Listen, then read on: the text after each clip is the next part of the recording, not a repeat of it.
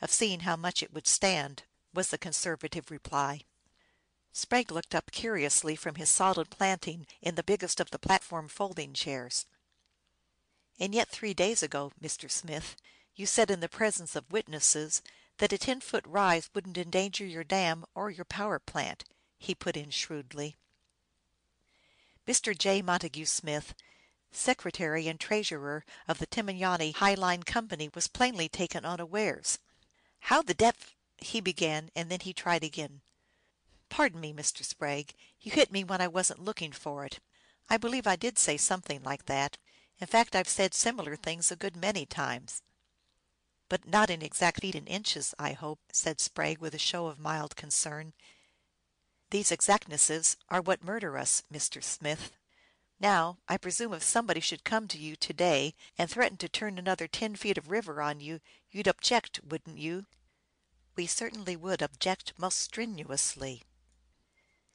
"Yet, if that person were so minded, he might quote you as having said that 10 additional feet would n't hurt you." The young treasurer laughed, a trifle uneasily. " I can't believe that anybody would make a bit of well meant boasting like that an excuse for But it 's not altogether absurd, you know. Your case is unsupposable. Suppose nobody pushes the button for the rains or the cloudburst storms. When you introduce me to the fellow who really has the making of the weather in the Timanani headwaters, I 11 be very careful what I say to him." " Just so," said the expert quietly. And then a long continued blast of the locomotive whistle announced the approach to Brewster. Sprague took leave of his latest acquaintance at the station entrance, where a trim, high powered motor car, driven by an exceedingly pretty young woman in leather cap, gauntlets, and driving coat, was waiting for Smith. " I am a soil expert, as you may have heard, Mr. Smith," he said at parting, " and I am interested at the moment in alluvial washes, the detritus brought down from the high lands by the rivers.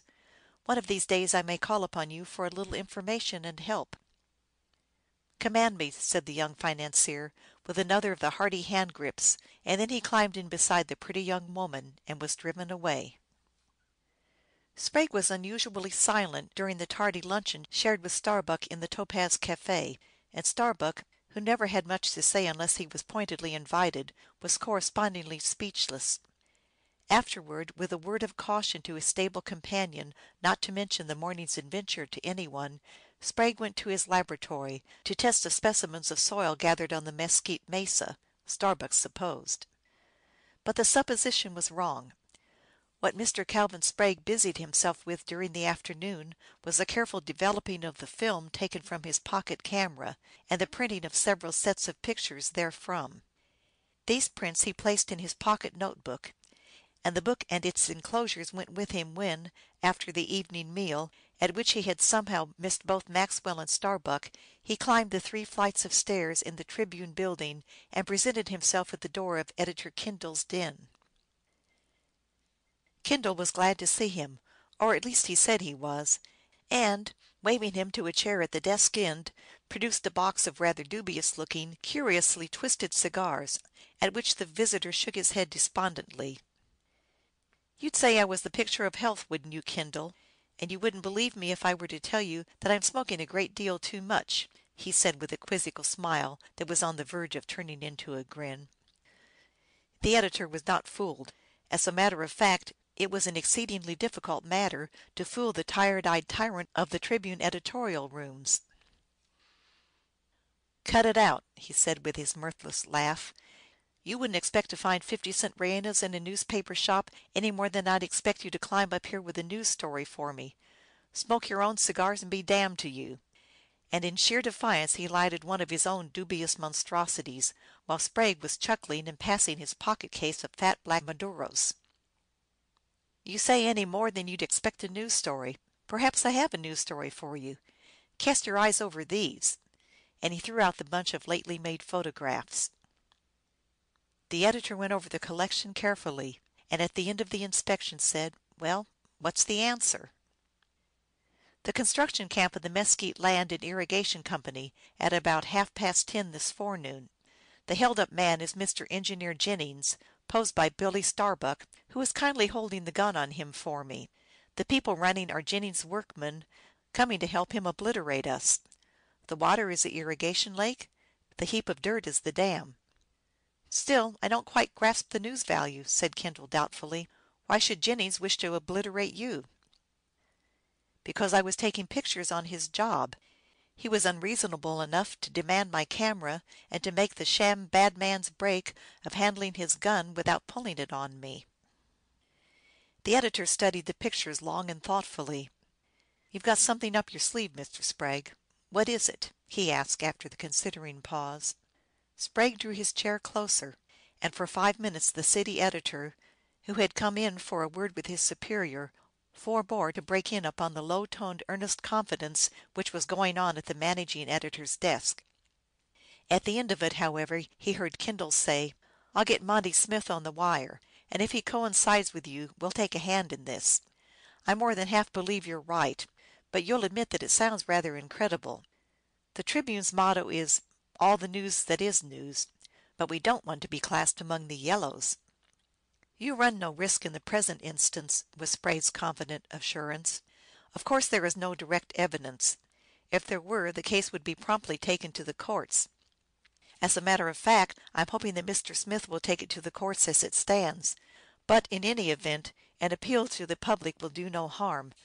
" All right, we 'll see what Smith says," said Kendall, and then the patient city editor had his inning.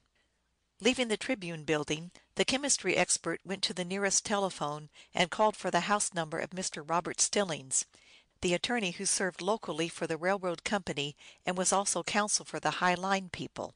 Happily it was the young lawyer himself who answered the phone. " This is Sprague," said the down town caller. " How busy are you this evening?" The answer was apparently satisfactory, since the big man went on, " All right. I wish you would arrange to meet me in the lobby of the Topaz. Catch the next car if it won't hurry you too much. You'll do it? Thank you. Good by."